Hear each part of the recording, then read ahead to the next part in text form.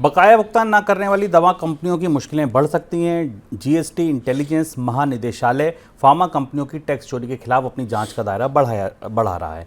कई फार्मा कंपनियों ने चालू वर्ष में टैक्स का कम भुगतान किया है। महानिदेशालय इन कंपनियों से इसका कारण पूछने की तैयारी कर रहा है। सर, किस तरीके की पड़ताल है, किस तरीके की टैक्स चोरी है ये? सारी बड़ी कंपनियां, भारत की फार्मा कंपनियां जीएसटी चोरी के एक बड़े मामले में फंसती दिखाई दे रही हैं। इनमें सन फार्मा, मैनकाइंड, जायडस, सिप्ला और कई सारी कंपनियां हैं। इन्हें जीएसटी की तरफ से एक ईमेल भेजा गया और वो मुख्यतः इनपुट टैक्स क्रेडिट को लेकर है। इनपुट टैक्स क्रेडिट के गलत दावे करने और गलत ढंग से इनपुट टैक्स क्रेडिट लेने का गंभीर मामला इन कंपनियों पर बनता दिखाई दे रहा है। इन्होंने जो ब्रांड ट्रांसफर सेल्स की थी, अपने ब्रांड्स एक दूसरे को दिए थे, उस पर जीएसटी नहीं पे किया है। और कई जगह एक्सपायर्ड ड्रग्स पर, ऐसी ड्रग्स जो एक्सपायर होती हैं और बाद में दुकानों से वापस आती हैं, उन पर भी इनपुट टैक्स क्रेडिट की वसूली कर ली है इन कंपनियों ने। और कई सारी जो बिजनेस सपोर्ट सर्विसेज प्रोवाइड करती हैं या लेती हैं, उन पर भी इनपुट टैक्स क्रेडिट वसूल लिया है। जीएसटी और फार्मा कंपनियों की जद्दोजहद टैक्स के हिसाब से खासी दिलचस्प होने वाली है। इस पर हमारी निगाह रहेगी। मई के महीने में 2 व्हीलर्स की बिक्री सालाना आधार पर घटी है। हीरो मोटोकॉर्प ने मई में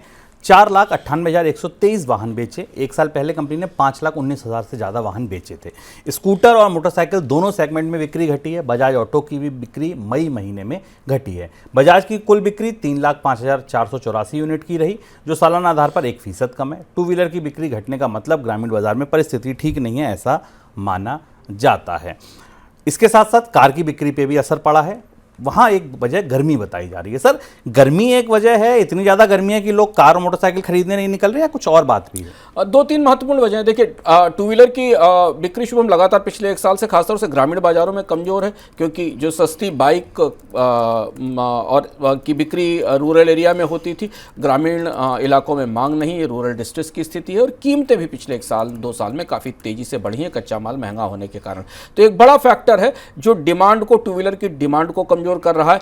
और 4 व्हीलर्स की मांग में अब चूंकि मांग सीमित हो गई है उन उपभोक्ताओं पर जो महंगी 10 लाख रुपए से ऊपर की कारें खरीद रहे हैं, और कोविड के बाद की जो पेंट अप डिमांड थी, या जो कोविड के बाद की इन्वेंट्रीज थी, वो खाली हो चुकी हैं। और अब नए कार खरीदने वाले लोग बाजार में कम आ रहे हैं। जिन्होंने पहले कार बुक करा रखी थी, उनकी डिलीवरीज आ गई हैं। और इसलिए हम आपको बताते रहे हैं कि अब कार डीलर्स के पास इन्वेंट्रीज रिकॉर्ड स्तर पर पहुंच गई हैं। उनके पास इन्वेंट्रीज मौजूद हैं, नए कार खरीदने वाले लोग नहीं आ रहे हैं। तीसरा एक जो फैक्टर जिसने और ज़्यादा कारों की मांग को प्रभावित किया है नकारात्मक तौर पर, वो ब्याज दरों में बढ़ोतरी है। ऑटो लोन की दरें काफ़ी ऊंची हैं, पेट्रोल डीजल के प्राइसेस ऊपर हैं। तो जिनको कार लेने की तैयारी थी, या जिनके इरादे थे, जिन्होंने कार लेने की योजनाएं बनाई थी, उनकी मांग अब निकल चुकी है। और इसलिए आने वाले महीनों में अब कार और 2 व्हीलर के उत्पादन में नए सिरे से कंपनियों को अपना समायोजन करना पड़ेगा। आगे बढ़ते हैं दिन की सबसे बड़ी खबरों की तरफ।